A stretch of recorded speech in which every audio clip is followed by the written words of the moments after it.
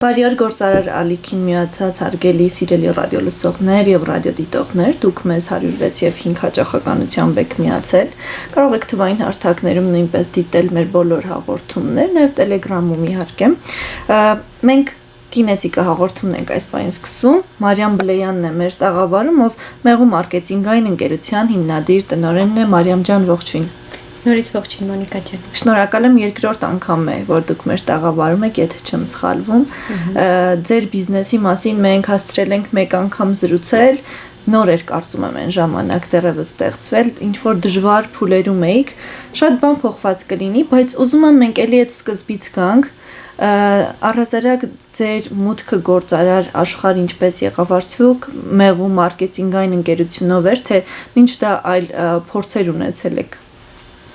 Դեռևս շատ վաղ տարիքում ես ինձ մեջ բացահայտել էի գործարարի ինտուիցիան ու ջղացվածը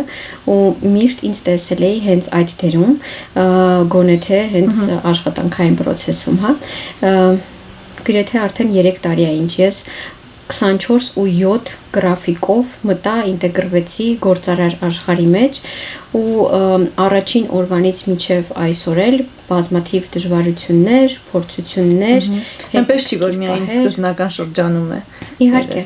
քանի որ սկզբնական շրջանում նպատակները ու ծանրաբեռնվածությունը, պրոֆիլները, ոլորտները եւ այլն առավել սեղմ են լինում եւ առավել դու փոքր ես մտածում, իսկ ընթացքում արդեն սկսում ես մտածել մեծ, ձգտել ավելին ու բնականաբար նույնիսկ սկզբում քեզ թվացող մեծ խնդիրները արդեն դառնում են առավել աննշան ի համեմատություն հետո եկած մեծ խնդիրների։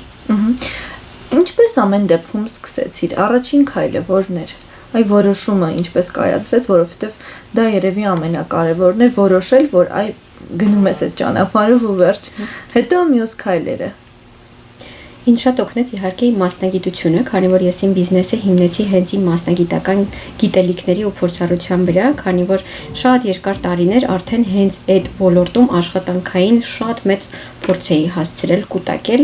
բազմաթիվ ցախուղումներ էի ունեցել, բազմաթիվ հաջողություններ էի գրանցել եւ այլն։ Բայց մեկ օր sense լամպոճկաս միացավ եւ ես հասկացա, որ այլևս ես չեմ ուզում ստանալ աշխատավարձ, այլ ես ուզում եմ տալ աշխատավարձ, ես ուզում եմ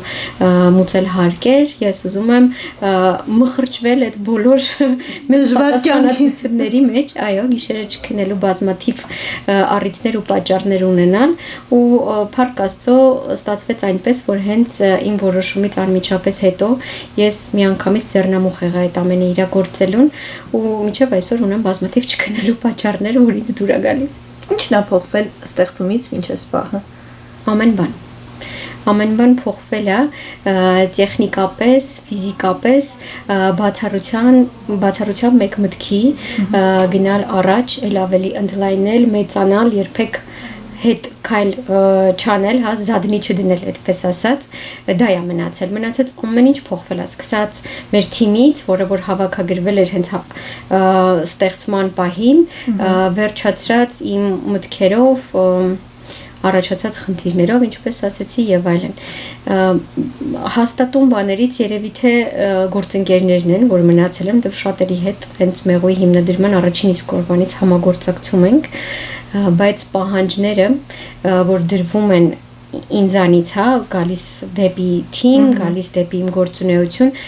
ամեն օր, չեմ չափազանցնի ասել, այդ բառը ամեն օր փոխվում են ու կատարելագործվում, էլ ավելի խիստ դառնում։ Ու այդ հոսքին շատերը չեն էլ դիմանում։ Մարիամ, իսկ ասացիր, որ այ որոշեցիր, որ չես ուզում այլ աշխատավարձ ստանալ, այլ դու փոխանցել աշխատավարձ։ Տնօրեններն էին քեզ հոգնեցրել, թե process-ներ քեզ հոգնեցրել։ Այ ինչն էր, որ անհանգստացնում էր, լավ չէր, թե ֆինանսական այն տատանվող շեմն է, որ Հայաստանում մշտապես կա, տարբեր ոլորտներում, ինչն է, որ մտահոգեց քեզ առաջինը։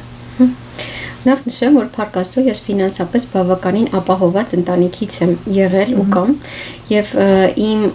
անդադար ավելին ստեղծելու ու աշխատելու, թեկուզ որպես ֆինանսական միջոց, առավել շատ վաստակելու սկզբունքը ու ցանկությունը երբևէ կախված չի եղել հենց այդ ֆինանս չունենալուց,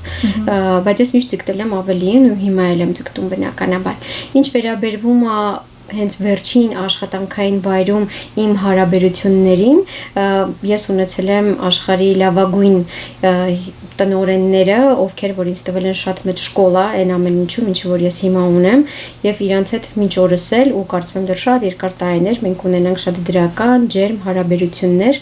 այսինքն դա էլ չէր խնդիր։ Խնդիրը իմ մեջ էր, որ ես ցանկանում եմ ինքս ստեղծել մի արժեք ունեցող ընկերություն, որը որ լրիվ A-ից Z կզբաղվի այն ամենով ու այն ձևով, որը որ ինձ է առավել հարմար, որը որ ես եմ պատկերացնում ու տեսնում։ Ու փառք Աստծո, հենց ամենասկզբից, նույնիսկ նեյմինգի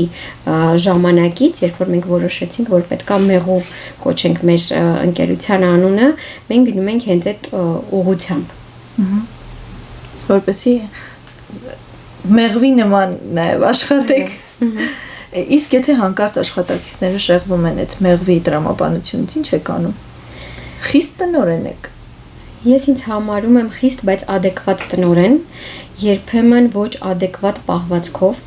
երբ որ խոսքը հասնում է պատասխանատվության չարաշահման, այսինքն երբ որ թիմակիցը ինչ որ մի եզրով, մի աննշան նույնիսկ թվացող հարցով պատասխանատվությունը չի կարողանում ընկալել այնպիսին, ինչպիսին ես եմ ընկալում, իսկ ես պատասխանատվության ընկալողների մրցույթում կհաղթեի վստահաբար, եթե ինքը չի ընկալում այդ պատասխանատվությունը, ապա ես լինում եմ ամենաբարդ ու ոչ adekvat մարդը, բայց եթե թիմակիցը արել է ինչ-որ մասնագիտական շեղումներ թույլ տվել, ինչ-որ խնդիրներ առաջացել, ես շատ adekvat եմ այդ ամեն ինչին նայում, նույնիսկ չափից դուրս adekvat, որը բերում է շատ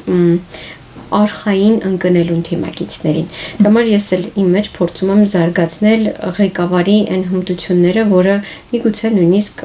խանգարում է ունենալու։ Որոնք են այդ հմտությունները, փորձենք այսպես կետերով գնել։ Կարծում եմ տղամարդկանց համար այլ են, կանանց համար այլ են, չէ՞։ Խտրական վերաբերմունք չդնելով ընկալման հարցում, այսինքն տղամարդիկ հարցերին այլ ձև են մոտենում, կանայք այլ ձև են։ Օրինակ, այս հաղորդման ընթացքում մենք հյուրերի հետ միշտ քննարկում ենք ու միշտ երևի գալիս ենք այն եզրահանգմանը, որ կանայք դետալային են ամեն ինչին նայում, ավելի էմոցիոնալ են հարցերին նայում։ Տղամարդկանց դեպքում այդքան չեն խորանում դետալների մեջ, պատկերին նայում են լայն ու հասկանում ինչ պիտի անել։ Այդ մանրուքների մեջ չեն խորանում, ինչը թույլ է տալիս ավելի զգոն հաճախ դատել։ Այ ո՞նց եք վերաբերում դրան ու ձեր դեպքում ինչպես է այդ process-ը իրականացվում։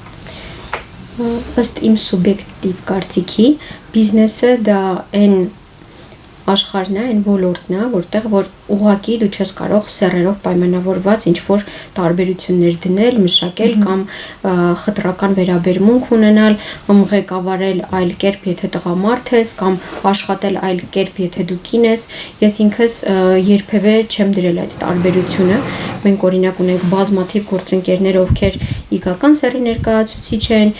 նույն չափել արական սեռի ներկայացուցիչների հետ ենք համագործակցում ու երբևէ ինքս ես այդ տարբերությունը չեմ դրել։ Ու փառք Աստծո ինքս չեմ էլ ստացել այդպիսի վերաբերմունք, միգուցե առավել, չգիտեմ, ենթադրենք, հա, սիրալիր վերաբերմունքի արժանանամ, միգուցե առավել, չգիտեմ, հաճելի ինձ հետ փորձեն խոսել։ Դա էլի հետաքրքիր, ավելի այսպես նուրբ վերաբերմունք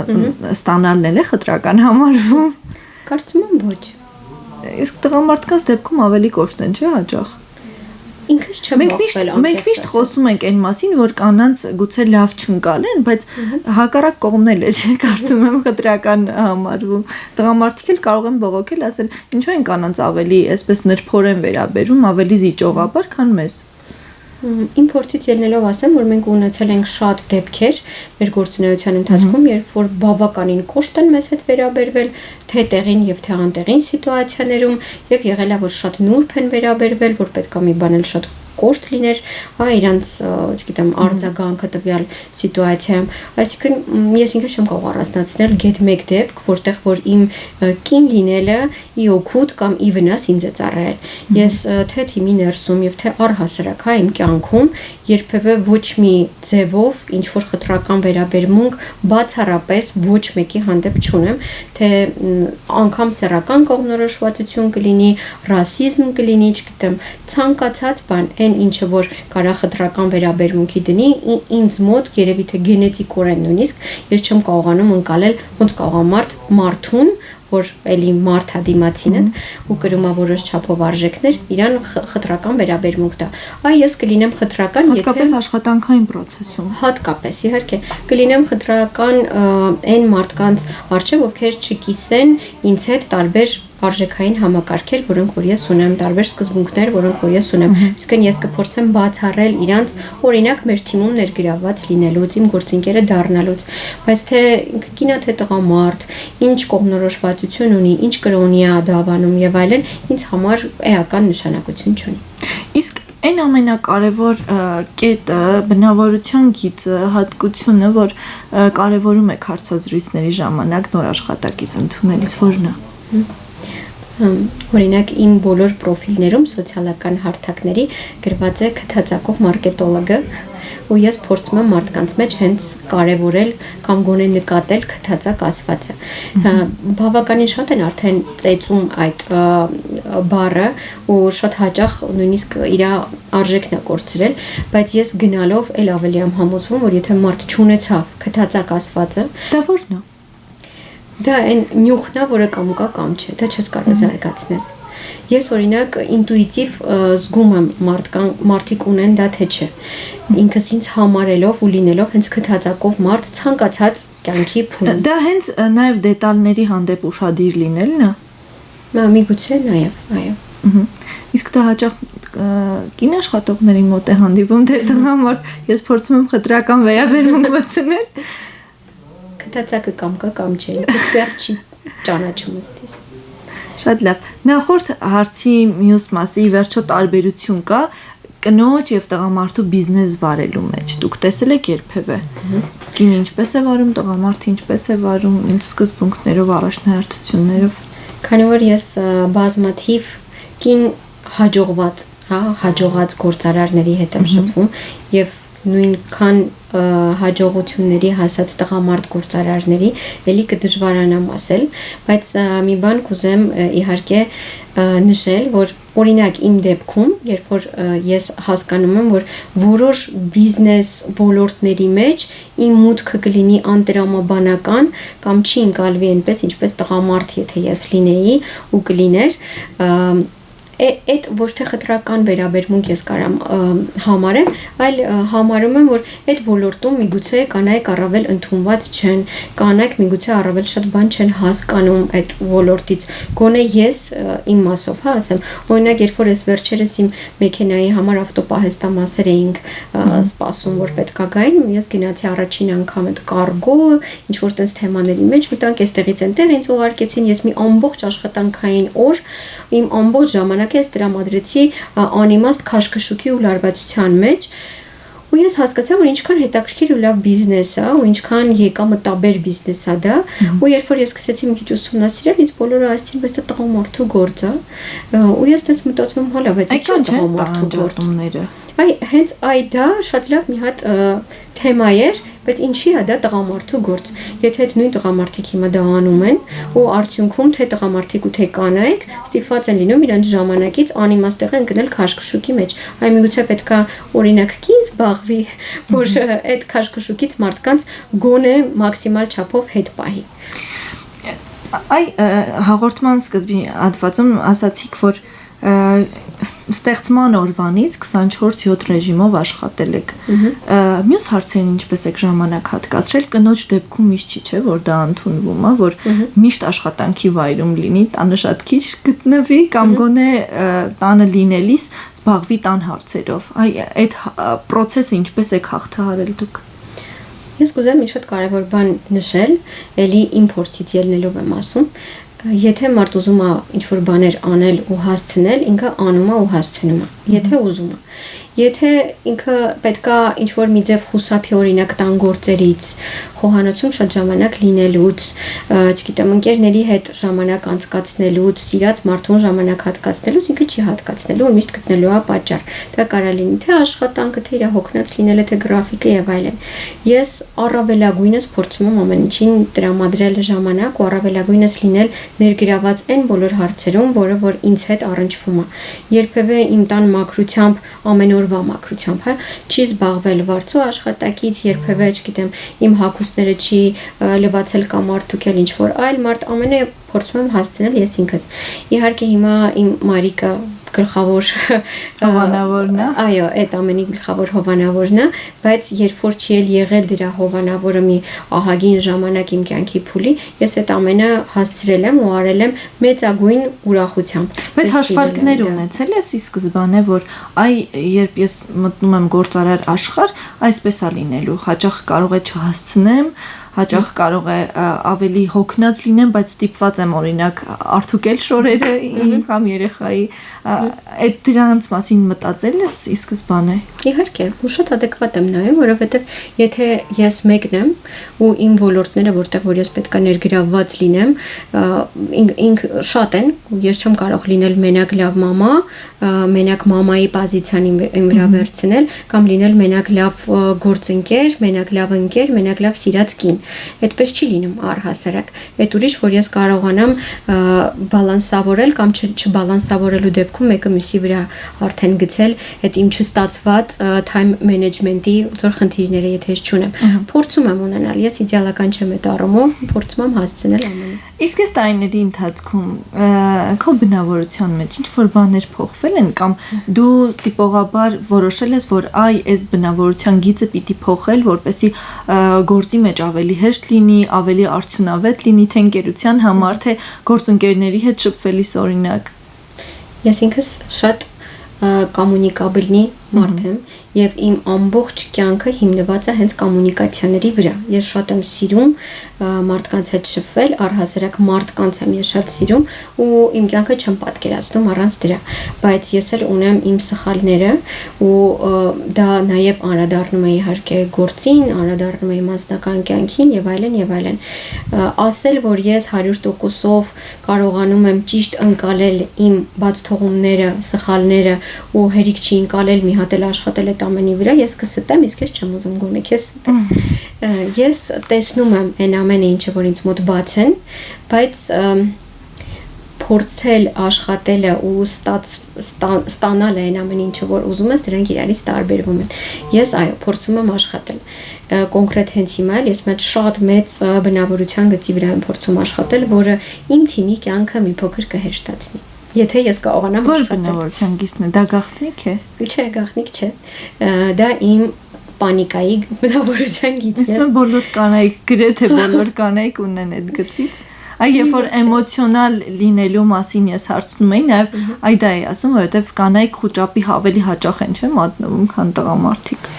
Ես ինքս խոճապի չեմ մատնվում։ Շատ սուբյեկտիվ կարծիք է ամեն դեպքում, բայց դե տեսեք, ես առհասարակ միշտ կարողանում եմ իրավիճակը գնահատել ըստ արժանվույն, կարողանալ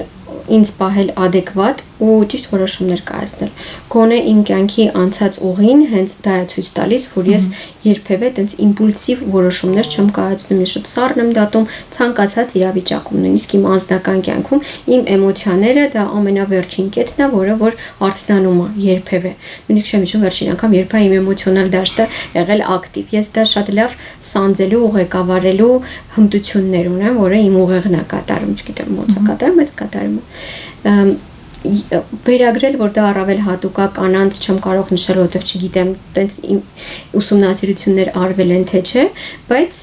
ես ինքս պանիկայի մեջ շատ շուտ եմ հայտնվում գործի մեջ, եթե ինչ որ մի բան հասկանում եմ, որ հեսա կարող է փլուզվի։ Իսկ ինձ համար փլուզվելու կետերը շատ արագ են գալիս։ Թվում է թե շատ նորմալ է ամեն բան, հեսա 5 րոպեից կպատասխանեն ինչ որ մի չաթին, ենթադրենք ամենափոքր բաներն եմ ասում։ Հեսա կլինի, հեսա կանենք եւ այլն։ Ինձ մոտ այդ բառերի արժև դրված կտառը արդեն առաջացնում է պանիկա։ Եթե ինչ որ մեկը ինձ ասում է հեսա կանեմ, ինքը պետք է արդեն աներ դա, այդ անելուց պետք է ինձ գրեր։ Ես չեմ սիրում ոչինչ թողնել հետոին, ու երբ որ հասկանում եմ, որ հեսա պետք է դա դեռ լինի հետոն, դեռևս չի արձագանքել։ Իմ մոտ դա առաջացնում է պանիկա ու գլխավորապես անհիմն պանիկա։ Ու դա իհարկե թիմի հետ աշխատանքին շատ խանգարում է, ես դա գիտեմ։ Իսկ որպես կին ղեկավար, կին տնօրեն, աշխատակիցները հեշտ են հարմարվում, ոնց է էլի առհասարակ տղամարդկանց դեպքում, ոնց է կանանց դեպքում, ոնց օրինակ տղամարդ աշխատակիցները հեշտ են հրահանգներին ենթարկվում, կա չէ հայ տղամարդկանց մոտ իրենք պիտի որոշող լինեն, միշտ է որ հեշտ է ստացվում դա։ Ցավոք սրտի պետք է նշեմ, որ մենք այս պահին արական սերի ներկայացուցիչ մեր թիմում չունենք, բայց ունեցել ենք։ Ու այդ այնպես չի, որ ես ինքս խտրական վերաբերմունք եմ ցույց տալիս ու ընդգրկում եմ մեր թիմում միայն աղջիկների, ոչ, այդպես չի, բաց ենք շատ տղաների եւս ներգրավելու առումով, բայց նշեմ մի բան, որ առհասարակ, շփման մեջ ես շատ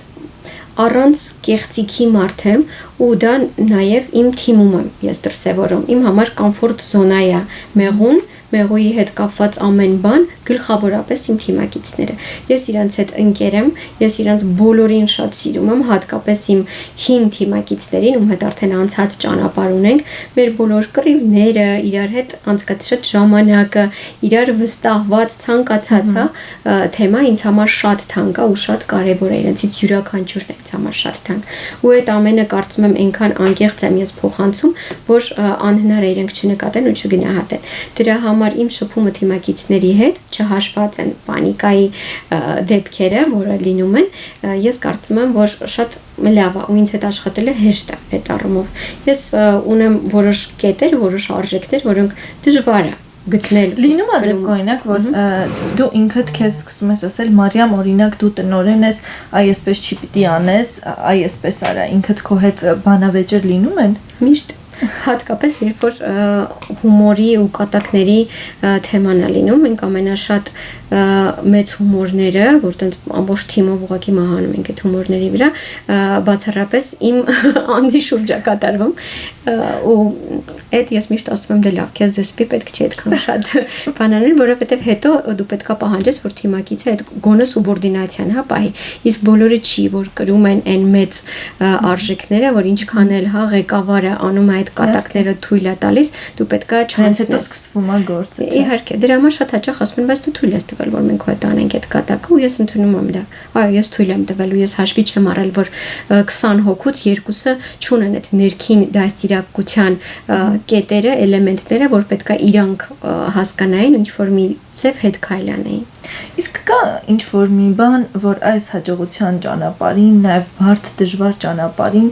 ստիպված ես եղել դրանից հրաժարվել ու բարդ որոշում է եղել, բայց պատասխանատու կարևոր։ Իհարկե։ Ես իմ կյանքում շատ մեծ բաներից հրաժարվել եմ ու պատրաստ եմ էլի հրաժարվել, եթե ես կարողանում եմ հասկանալ, որ դա որևէ մի լավ բանի ինձ չի բերելու, ինձ կամ իմ հետ գտնվող մարդկանց, ու ես շատ ոնց ասեմ, ես շատ adekvat կարողանում եմ նայել սիտուացիան ու շատ սառնասիրտ որոշումներ կայացնել, թե անձնական հարցում եւ թե հենց գործարար կյանքում։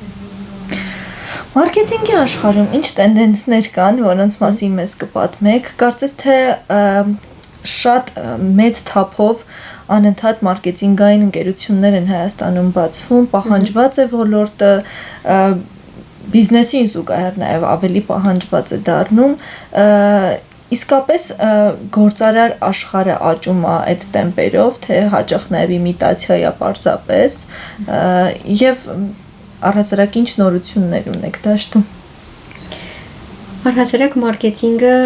ամենակարևոր ու ամենապահանջ ունեցող, ամենաշատ շուտ զարգացող ոլորտներից մեկն է գործարարի կյանքում եւ պետք է անընդհատ տենդենսներին, իր ցանկացած կետին հետևել, փորձել պահել, շրջանցել ու այդ կյանքով ապրել, մարքեթինգի մեջ պետք է լինել։ Մեր մասով ես ասեմ, հա, քանի որ ի սկզբանե մեղուն միտված չէր, ինչպես որ շուկայում գտնվող շատ էջենսիներ, միայն տալ SMM-ի ծառայություններ, մենք հենց ի սկզբանե մեզ դիրքավորեցինք որպես A-ից Z full մարքեթինգային ծառայություններ մատուցող ընկերություն ու սկսած բրենդինգային բլոգից միջև իվենտների կազմակերպում, տրեյնինգներ եւ այլն, այդ ամենը մենք սկսեցինք այդ ծառայությունը մատուցել մեր գործընկերներին։ Հիմա մեղուն ունի մի շարք նորություններ, մենք հասկացանք, որ մեր գործընկերների համար ու տվյալ բիզնեսների հետ համագործակցելու շրջանակում առավել պրոդուկտիվ կլինի մեր համագործակցությունը բիզնեսի համար, եթե մենք մատուցենք որոշ այլ ոլորտներին առնչվող ծառայություն եւս։ Դրանցից մեկը օրինակ HR բլոգն է, որ մեզ անընդհատ դիմում էին ու մենք փորձում էինք ուղղակի որպես բարի կամքի դրսևորում կամ մեր նետվորքը օգտագործելով ի օգուտ կամ ի նպաստ տվյալ բիզնեսին ծառայեցնել, բայց արդեն մենք հասկացանք, որ մենք էլ դրա ժամանակը չունենք, որ ուղղակի որպես բարիկամ դա արդեն ոչ չափելի է դառնում, ոչ հետևողական են կարողանում լինել եւ այլն, ու դա ոչ պրոֆեսիոնալ է։ Մենք արդեն ներդնում ենք համակարգը, որը որ արդեն որպես HR բլոկ կմատուցի ծառայություններ թե մեր գործընկերներին եւ թե այն գործընկերներին, ովքեր թեկուզ միայն այդ բլոկով կուզենան մեր հետ համագործակցել։ Ու քանի որ նմանատիպ ծառայություն մատուցող մարքեթինգային կամպանիաներ եւս կան, իսկ մենք միշտ փորձում ենք ավելին տալ մեր գործընկերներին, մենք բացում ենք եւս երկու ուղղություն, որը որ էլի շատ կարեւոր է բիզնեսների համար, գլխավորապես հոռեկա ոլորտում գործունեություն ծավալող բիզնեսների համար։ Առաջինը դա food standards audit-ն է, որ մենք էքսկլյուզիվ համագործակցություն ենք ունենալու, առաջիկա մենք կներկայացնենք այդ ամենը։ Ինչի մասին է այն, եթե մի քանի բառով ասեմ, սկսած հասպի որակի չափանիշների ներդրումից, որը որ հոռեկա ոլորտում գործունեություն ծավալողները կիմանան, վերջացրած ապրանքների ճիշտ դարակաշարերում, սառնարաններում դասավորված լինելուց, ինչ գույնի կտորով, սեղանը, ապակիները, խոհանոցը մաքրելուց, վերջացրած համազգեստերի ճիշտ կրելը, եղունգների խնամքը, աշխատակիցների պատշաճ ներկայանալու տեսքը եւ այլն։ Այն ամենը, ինչը որ ռեստորանը, ինչի հետ ռեստորանը, հյուրանոցը բախվում են իրենց գործունեության ընթացքում հիմնականում սննդի եւ հաճախ։ Իհարկե։ Ու այս դեպքում մենք տալիս ենք մեր ռեստորանային ոլորտի գործընկերներին միանգամից շատ մեծ մասշտաբային ծառայություն, որ մի քանի կամպանիաների հետ համագործակցելու փոխարեն իրենք ընտրեն մեղուն, որը որ cover կանի նաև այդ բլոկերը, նմանատիպ ծառայություն մատուցող գոնե մարքեթինգային ընկերություն Հայաստանում դեռևս չկա։ Իսկ մեր մյուս բլոկը, որ էլի զարգացման փուլում է այս պահին, դա սերվիսի մասով աուդիտն է ու տրեյնինգները, էլի գլխավորապես կենտրոնացել ենք հոռեկա ոլորտի վրա, քանի որ մենք այսքան շատ գործը քանի հոգով եք հասցնում անել։ Մենք արդեն 20-ից ավել ենք մեր թիմակիցների քանակով, եթե նայենք, ու իդեպ Մոնիկա ջան, մեր հանդիպման առաջին հանդիպմանը մենք երևի 5-6 հոգի ենք, եթե չեմ սխալվում։ 3-4 եմ հիշում, մոտավոր։ Մենք դեռևս շատ քիչ ենք, որտեղ մենք նոր ենք, բայց էլի շատ մեծ էինք ուզում մտածել, մենք այդ ժամանակ էլ փորձում էինք սկսել սկուլի իդեան, ու մենք սկսեցինք, մենք ստարտը տվեցինք ու բավականին հաջողված кейս ունեցանք, հիմա դրա հիման վրա արդեն փորձում ենք զարգացնել ու մեր հաջորդ քայլերը պլանավորել։ Հիմա այնպես է ստացվել, որ մեղուն արդեն sense հորիզոնական ձևով ընդլայնվում է ու փորձում ենք հասցնել մեղուի հետևից։ Առաջ մեղուն էր փորձում մեր իդեաների հետևից հասցնել, հիմա հակառակն է դարձել։ Շատ շնորհակալ եմ քեզ զրույցի համար, կարծում եմ բավականին հետաքրքիր էր եւ նաեւ ուսուցանող շատերի համար, մեզ լսողներին, դիտողներին հիշեցնեմ, որ Կինեզիկա հաղորդումն է գործարարալիքի եթերում լսում կամ էլ դիտում, իսկ իմ զրուցակիցը Մեղու մարքեթինգային ընկերության հիմնադիր տնօրեն Մարիամ Բլեյանն էր, ձեզ համար Մոնիկա Մամյանն էր աշխատում, կհանդիպենք։